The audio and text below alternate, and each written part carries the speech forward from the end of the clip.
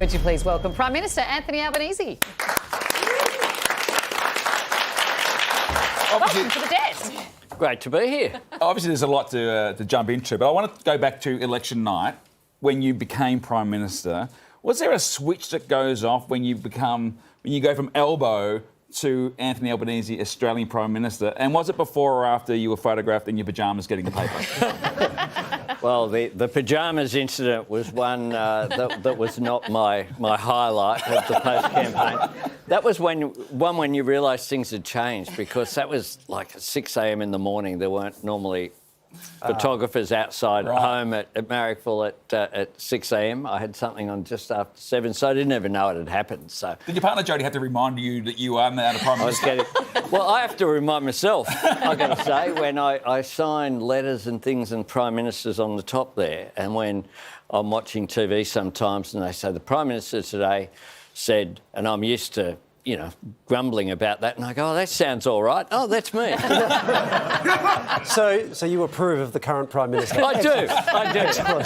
100% satisfaction so here. far, yes. We'll see if that holds. So let's get to the big issue right now is COVID. Yeah.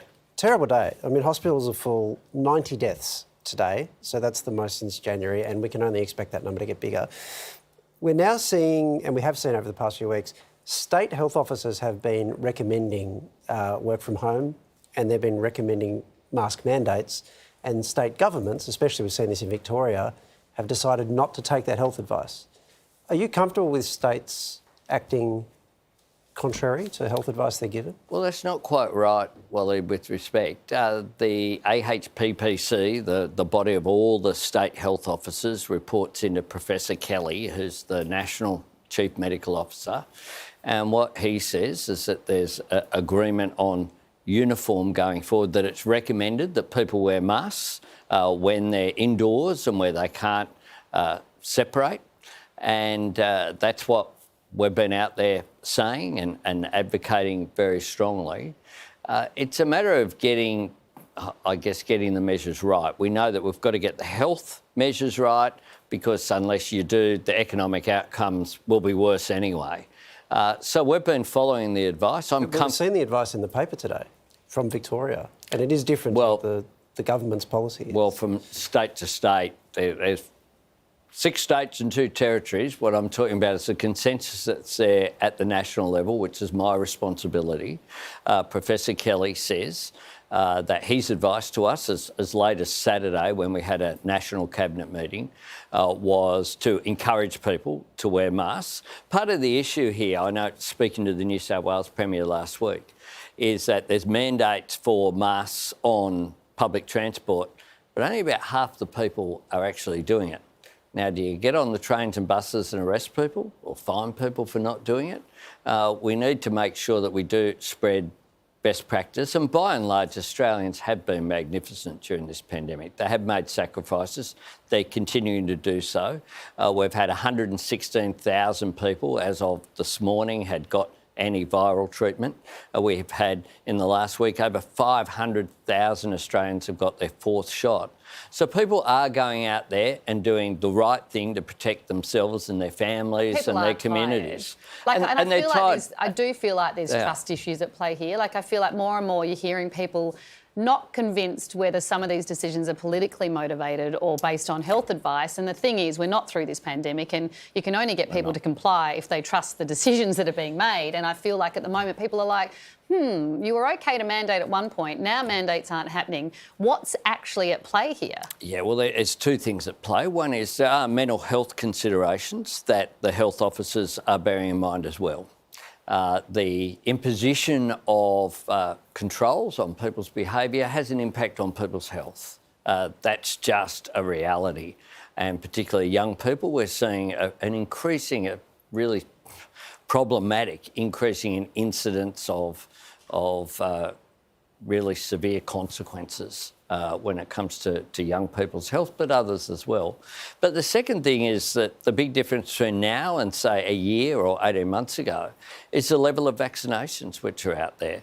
That is making an enormous difference, so that whilst the numbers of people who are getting infected by COVID are expected to peak in coming weeks and then go down towards September, which is the recommendation why we reintroduced the paid pandemic leave till the end of September.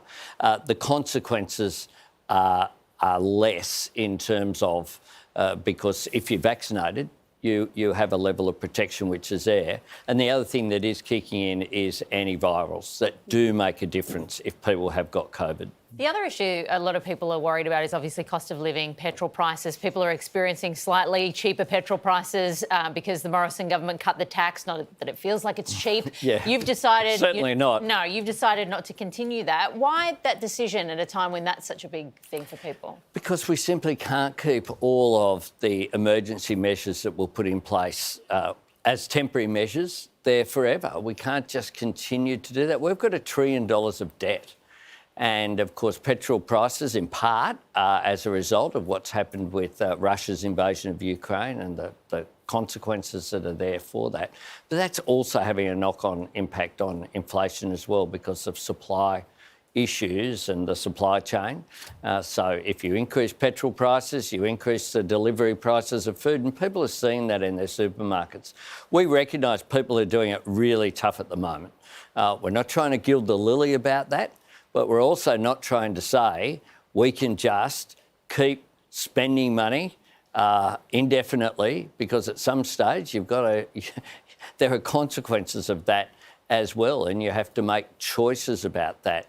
We have a whole range of things that we want to do that we're committed to, like cheaper childcare and other reforms, increased funding for aged care. We need to cover that off. You can't cover that off if you just keep these temporary measures in place forever. It's been nearly 2 months and still not a single spill, which is amazing in Australian politics. Have the faceless men introduced themselves yet? Well, I think that what Australians really want is just a government that just gets on with governing. They've got conflict fatigue, with people yelling at each other. They want to see less arguments internally as well inside parties. My team are very united. We have a very clear agenda going forward. It's not easy. They introduce themselves? It's not easy. It's not. Well, how would I know given their faces? Yeah. You can tell they're the ones who turn up who don't have faces. Lots more to chat about for another time. But PM, thanks so much for your time tonight. Thanks for having me on the program.